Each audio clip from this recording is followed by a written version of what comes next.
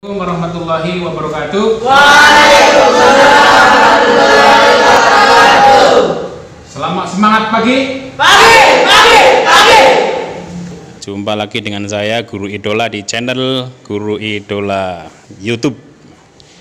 Hari ini kita akan membahas tentang surat pribadi dan surat dinas. Oke. Pertemuan kemarin kita sudah membahas tentang surat pribadi dan surat dinas. Contoh-contohnya kemarin juga sudah ya. Surat pribadi itu apa, surat dinas itu apa, ya? Ya, oke. Ada dua jenis surat ya di dalam keseharian kita. Jadi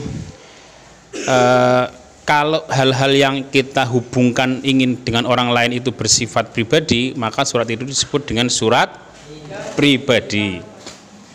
Jadi surat pribadi adalah surat yang ditujukan kepada pribadi-pribadi. Tidak ada ketentuan penggunaan bahasa baku, kemudian lebih bebas cara menulisnya, kemudian bahasa yang digunakan itu juga lebih bebas, lebih santai, tidak baku, tidak formal ya, dan tanpa kop surat. Itu untuk surat pribadi. Nah, yang kedua ada surat dinas, yaitu surat yang ditujukan kepada instansi atau lembaga, dan di situ harus menggunakan bahasa baku, memakai kop surat, kemudian di situ ada cap dan stempel ya. Nah, di sini kita bisa melihat sistematika surat dinas. Mana ada yang tanya kop surat itu apa? Nah, ini kop surat itu adalah yang tertulis paling atas. Isinya adalah lembaga, nama lembaga, kemudian ada alamat website dan lain-lain. Yang kedua ada nomor surat dan tanggal. Itu di situ bisa dilihat tanggal diterbitkannya surat. Kemudian ada lampiran itu berapa jumlah halaman yang diklip bersama-sama dengan surat. Ada perihal, di sini tertulis permohonan izin, itu contoh saja. Jadi perihal itu intinya adalah terkait dengan apa surat ini dibuat, maksud dan tujuan dari surat itu. Alamat ini wajib ada di dalam surat karena alamat ini menentukan mau kemana surat itu ditujukan. Sama dengan kalau kita naik Grab atau naik Gojek, kalau tidak ada alamatnya nanti drivernya bingung. Demikian juga alamat ini kalau tidak ada tujuannya, nanti yang mengantarkan akan bingung mau kemana ini suratnya, guang tengah dalan bae mbok ya. Ya kalau nggak ada alamatnya kan bingung gitu.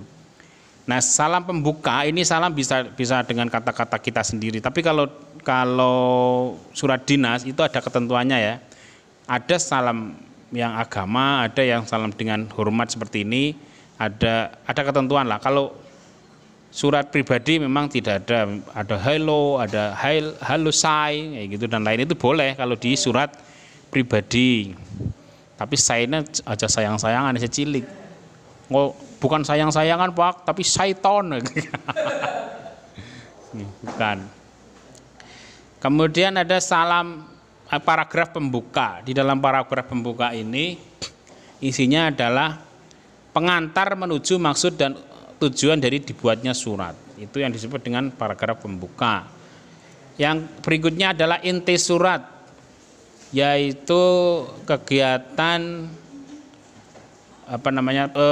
yang di situ tulisan atau inti dari surat itu dibuat. Di situ harus mengemukakan maksud dan tujuan dari surat itu dibuat. Kalau ini contohnya adalah mau pinjam apa? Pinjam apa ini? Kelihatan nggak tulisannya? Mau pinjam apa, Bill? Pinjam apa ini? Nah, di sini pinjam tenda, berarti mau kemah kayaknya ini. Setelah inti surat ada paragraf penutup.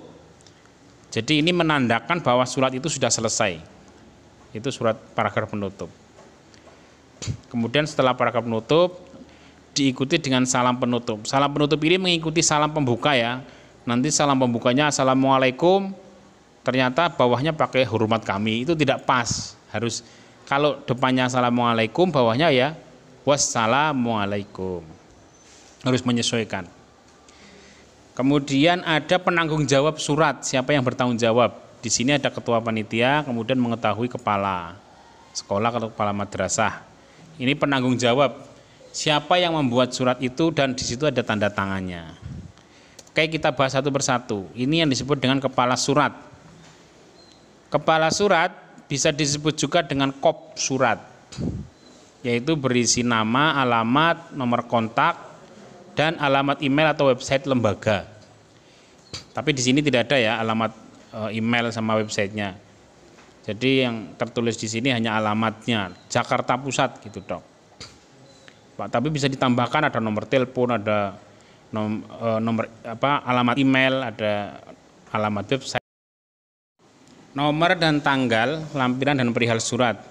Untuk nomor itu sesuai dengan pedoman dari masing-masing lembaga. Itu biasanya beda-beda aturannya. Ada yang pakai tahun, ada yang pakai bulan, tapi ada yang tidak. Kemudian untuk tanggal itu berisi tanggal diterbitkannya surat.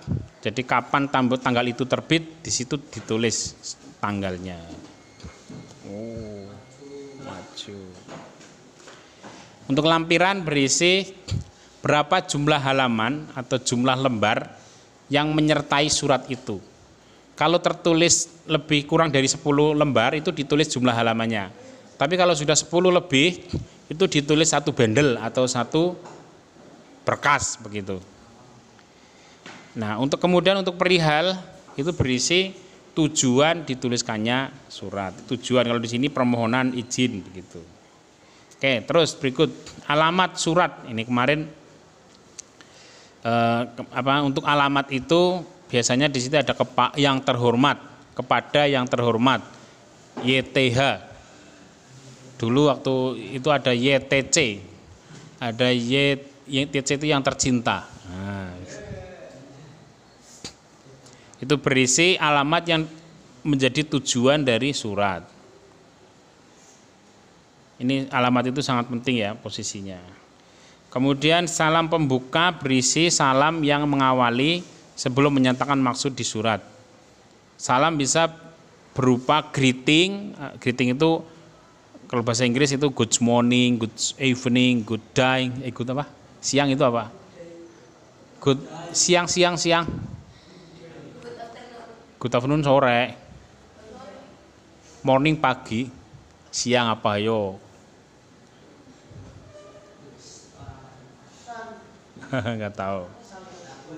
Ya, kalau di bahasa Indonesia selamat pagi, selamat siang, selamat sore, selamat petang, selamat malam, dan lain-lain.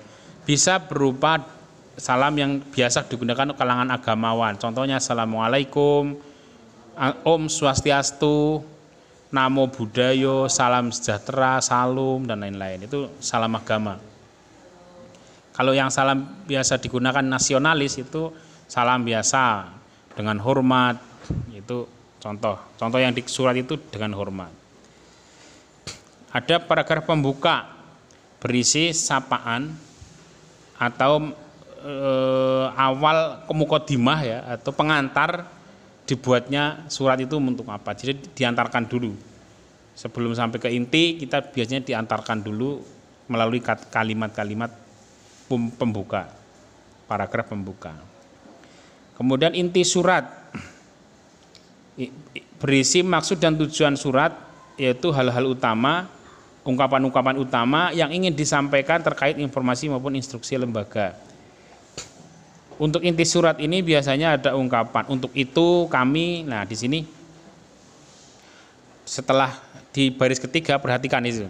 Ada untuk itu kami mohon bantuan Bapak untuk dapat meminjamkan 3 tenda besar kepada kami. Itu ungkapan yang menunjukkan tujuan dari surat itu dibuat. Dan inilah inti dari surat dibuat, dari sebuah surat.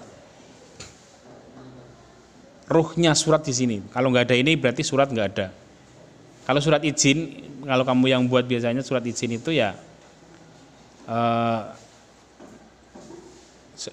sehubungan dengan Berikutnya adalah paragraf penutup, yaitu berisi kalimat yang menyatakan telah selesainya semua maksud dan tujuan disampaikan, serta ucapan terima kasih, yaitu harus diucapkan ucapan dengan terima kasih. Di sini atas perhatian dan dikabulkannya permohonan ini kami ucapkan terima kasih. Itu contohnya, itu satu paragraf saja cukup untuk menyatakan paragraf penutup.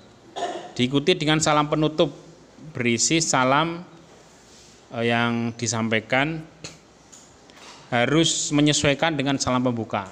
Kalau salam pembukanya pakai salam hormat kami, penutupnya pakai hormat kami. Kalau pembukanya pakai assalamualaikum, penutupnya pakai wassalamualaikum, bukan waalaikumsalam. Salam berarti mengikuti dengan salam.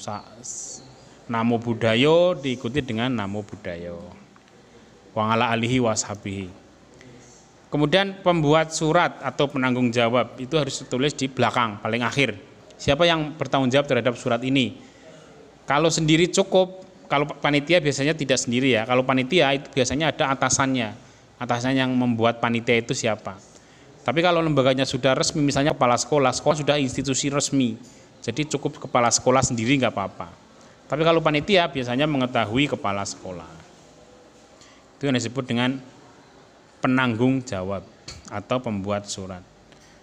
Nah, ini sistematika surat dinas sudah oke. Kita cukupkan. Assalamualaikum warahmatullahi wabarakatuh.